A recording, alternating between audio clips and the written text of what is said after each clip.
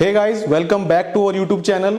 आज की क्लास में हम डिस्कस करने लगे हैं इलेक्ट्रोमैग्नेट्स। ठीक है जी। In the previous class we discussed solenoids and electromagnets are just the advancement of solenoids. Okay, solenoids के पहले आपके साथ डिस्कस किया गया कि what are the different type of magnetic field pattern around different shapes of conductor, और हमने discuss किया कि मैग्नेटिक फील्ड होती क्या है। It is the space around a magnet जिसमें आपका मैग्नेटिज्म शो करता है हमारा मैग्नेट। ठीक है, हमने उससे पहले डिस्कस किया कि हमारा बार मैग्नेट क्या होता है। Bar magnet is basically a shape of magnet और वो आपका एक तरह का परमानेंट मैग्नेट होता है। ठीक है, आज की क्लास में हम लोग टॉपिक को आगे बढ़ाएंगे और हम पढ़ेंगे इलेक्ट्रोमैग्नेट्स क्या होते हैं। सो इलेक्ट्रोमैग्नेट्स, जैसे कि मैंने आपको बताया कि they are the advancement of solenoids. Solenoids के अंदर क्या था, हमारे पास एक कॉइल थी, मतलब एक वायर थी, वो कॉइल की शेप में थी। आपने उसको बैटरी के साथ कनेक्ट कर दिया। जैसे ही आपने स्विच को ऑन किया, सोलेनॉइड में से करंट फ्लो होना स्टार्ट हुआ और सोलेनॉइड के आसपास जो हमारी मैग्नेटिक फील्ड बनी वो बिल्कुल वैसी थी जैसी हमारी बार मैग्नेट के आसपास बनती है। ठीक है, फिर हमने उसमें सीखा था कि कैसे आप उसके मैग्नेटिज्म को स्ट्रॉन्ग कर सकते हैं। हमारे पास 3 वेज थे उसके मैग्नेटिज्म को स्ट्रॉन्ग करने की। Number 1 was by increasing the current, Number 2 was by increasing the number of turns and number 3 was by introducing a core। अब ये कोर क्या होता है, देखिए लेट सपोज कीजिए ये मेरे पास एक सोलेनॉइड है और सोलेनॉइड के अंदर आप देख सकते हैं मैंने रेड कलर से क्या बनाया हुआ है, एक क्यूबॉइडल आपका एक स्ट्रक्चर ड्रॉ किया हुआ है। It's a kind of cuboidal structure. देखने में रेक्टेंगल लग रहा है बट ये 3D शेप है, ये क्यूबॉइडल स्ट्रक्चर है। या एक सिलिंड्रिकल रॉड आप डाल दीजिए, इसको हम बोलते हैं core. The empty space between the turns of the solenoid, इसको हम फिल करते हैं with the core। अगर आप कोर को डालते हो तो हमारा मैग्नेटिज्म बाय सोलेनॉइड क्या हो जाता है, वेरी वेरी स्ट्रांग हो जाता है। और कोर हम ऐसे ही किसी भी मटेरियल की यूज नहीं करते, हम स्पेशली हमने उसमें जरूर मेंशन किया होगा मैंने आपको पिछले लेक्चर्स में कि हम सॉफ्ट आयरन की कोर यूज करते हैं। ठीक है जी। अब हम देखेंगे कि इलेक्ट्रोमैग्नेट क्या होता है। तो इलेक्ट्रोमैग्नेट और सोलेनॉइड में इसी बात का डिफरेंस है। सोलेनॉइड में वी हैव अ चॉइस, आप कोर को यूज कर सकते हैं चाहे ना भी यूज कीजिए, बट इलेक्ट्रोमैग्नेट जो है वो तब बनता है जब सोलेनॉइड के अंदर एक परमानेंटली क्या डाल दी जाती है, कोर डाल दी जाती है। अंडरस्टूड? चलिए, now let us start with the definition of electromagnet. So an electromagnet is a magnet consisting of a long coil of insulated copper wire. जो आप वायर यूज करने वाले हैं वो कौन सी होनी चाहिए, कॉपर की।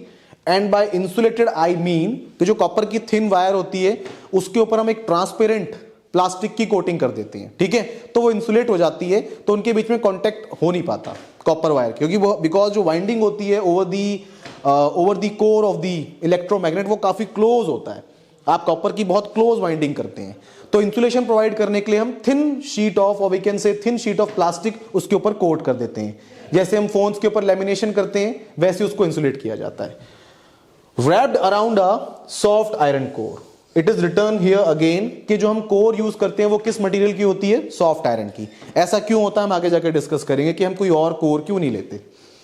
That is magnetized only when current passes through it। ये भी बहुत लॉजिकल है कि इलेक्ट्रोमैग्नेट जो है वो मैग्नेटिज्म सिर्फ तब प्रोड्यूस करेगा जब आप उसके थ्रू क्या पास करेंगे, करंट। ओके, नाउ हमारे पास इलेक्ट्रोमैग्नेट जो है वो इस 2 शेप में होते हैं। एक होता है यू शेप्ड इलेक्ट्रोमैग्नेट और एक आपका होता है स्ट्रेट और बार मैग्नेट शेप्ड आपका इलेक्ट्रोमैग्नेट। दोनों ही केसेस में कॉमन क्या है कि हम इसको क्या देंगे, एक बैटरी से कनेक्ट करेंगे, बैटरी के टर्मिनल से करंट जाएगा। करंट जब इन कॉइल्स के थ्रू मूव करेगा तो सोलेनॉइड की तरह ये भी आपका क्या प्रोड्यूस करेगा, मैग्नेटिज्म, और इसमें एक आयरन कोर होगी परमानेंट, सॉफ्ट आयरन कोर होगी परमानेंट। तो इसका मैग्नेटिज्म क्या हो जाएगा, वेरी वेरी स्ट्रॉन्ग। ठीक है जी। Now moving on to its construction. ये हमारे पास इलेक्ट्रोमैग्नेट है, सोलिनॉइड ही है, बीच में मैंने क्या डाला हुआ है, इसके कोर डाली हुई है। Now about the core material. Core material जो है कई बार हमसे क्वेश्चन पूछा जाता है कि आप स्टील क्यों नहीं यूज करते कोर मटेरियल की जगह, बिकॉज स्टील भी आपका एक मैग्नेटिक मटेरियल है जस्ट लाइक आयरन। हमने पढ़ा है कि हमारा जो मैग्नेट्स होते हैं वो आयरन को भी अट्रैक्ट करते हैं, वो स्टील को भी अट्रैक्ट करते हैं, निकल को भी और कोबाल्ट की। तो अक्सर कंपैरिजन होता है between iron and steel, so we have a very strong reason for it. Steel की प्रॉपर्टी होती है कि वो मैग्नेटाइज भी थोड़ा देर से होता है जब आप करंट पास थ्रू करोगे सोलेनॉइड के, और वो डीमैग्नेटाइज भी थोड़ा देर से होता है जब आप करंट को ऑफ कर देंगे। आयरन के केस में क्या होता है, जैसे ही आप करंट पास करेंगे आयरन जो है क्विकली मैग्नेटाइज होगा, और जैसे ही आप सप्लाई को ऑफ करेंगे करंट की, आयरन जो है बहुत ही क्विकली डीमैग्नेटाइज भी हो जाएगा। तो इसीलिए आप किसको यूज करते हैं, आयरन को यूज करते हैं।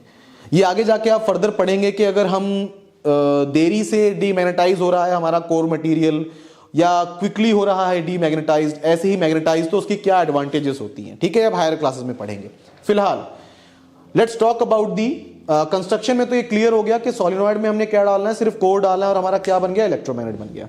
नाउ रिगार्डिंग दी स्ट्रेंथ, जैसे सोलिनॉइड के जो मैग्नेटिज्म था जो वो प्रोड्यूस किया करता था, उसके केस में जो उसकी स्ट्रेंथ थी आप उसको वेरी कर सकते थे, right. In the same way electromagnet की जो स्ट्रेंथ है मैग्नेटिज्म की, उसको भी आप वेरी कर सकते हैं।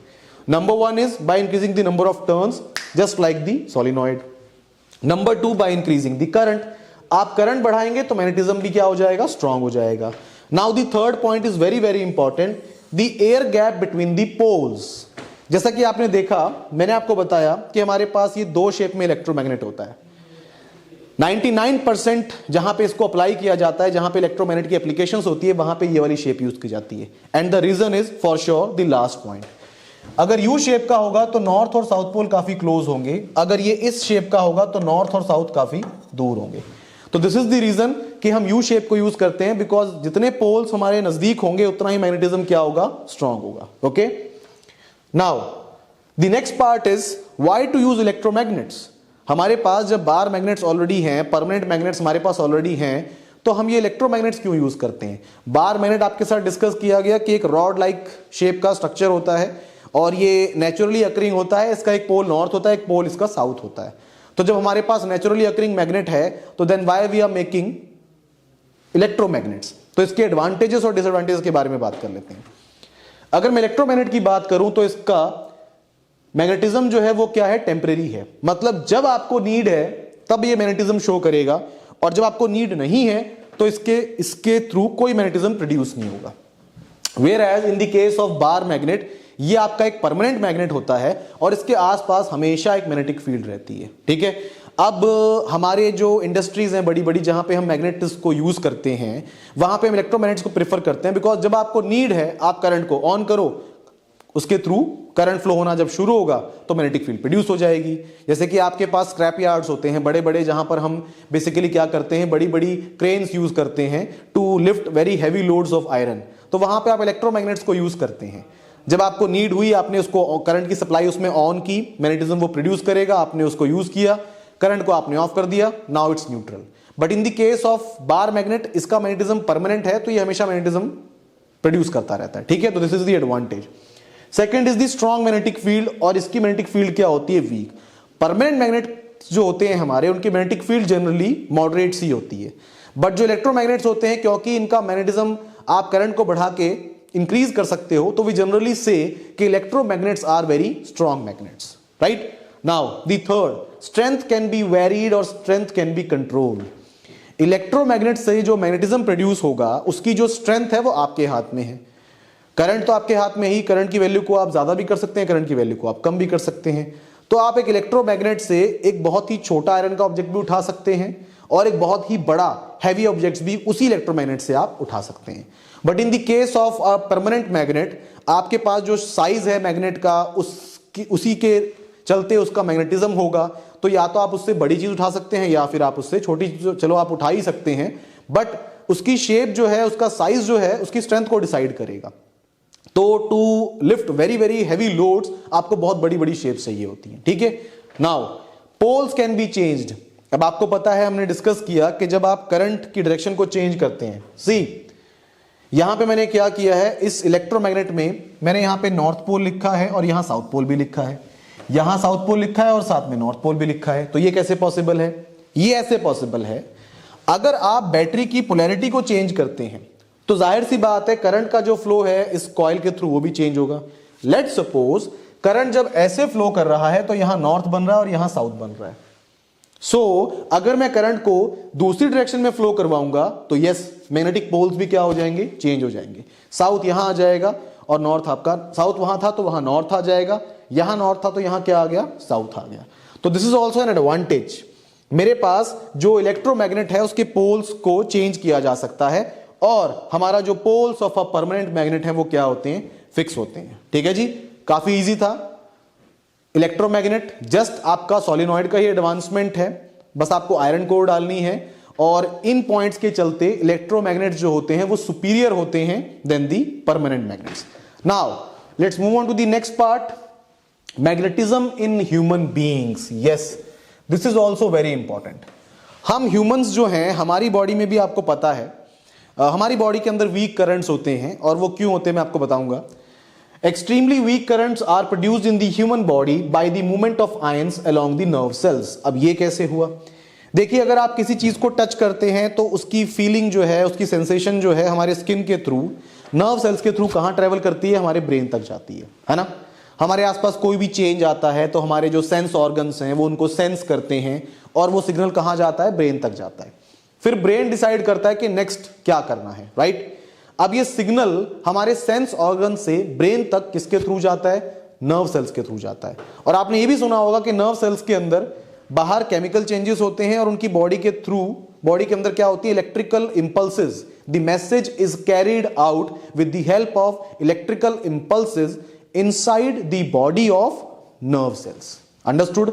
तो हमारी बॉडी में भी क्या है, बहुत करंट, वीक से करंट है जो वो फ्लो करते रहते हैं और वो क्यों होते हैं, to carry the messages from sense organs to the brain. Okay, तो इसके चलते हमारी बॉडी के आसपास भी बहुत ही वीक सी मैग्नेटिक फील्ड होती है, बिकॉज करंट वीक है तो मैग्नेटिक फील्ड भी क्या होगी, वीक होगी। But we have two organs, one is heart and the other is brain. इनसे प्रोड्यूस होने वाली मैग्नेटिक फील्ड थोड़ी सी स्ट्रांग हो सकती है। अब आप इसको कैसे यूज करते हैं इस मैग्नेटिज्म प्रोड्यूस को, तो we have a very famous technique called the MRI, magnetic resonance imaging. It is used to obtain the images of organs in medical diagnosis. हमारे डॉक्टर जो होते हैं, जैसे आपने सुना होगा CT स्कैन होता है, हमारे पास एक्सरे स्कैनिंग होती है ना, तो ऐसे ही हमारे पास क्या होता है, MRI होता है। MRI की हेल्प से हमारे डॉक्टर्स जो हैं हमारे ऑर्गन्स को जज करते हैं, ऑर्गन्स को देखते हैं कि इसमें क्या एलिमेंट है, क्या खराबी है, क्या नहीं है। तो it is also kind of what we say imaging, scanning जो होती है हमारी। तो ऐसे हमारा जो magnetic field produce by the human body है उसको हम यूज करके हमारे ऑर्गन्स की डायग्नोसिस करते हैं। ठीक है जी, तो आई होप आपको आज का ये टॉपिक जो थे समझ में आए होंगे। मिलते हैं नेक्स्ट क्लास में, बाय।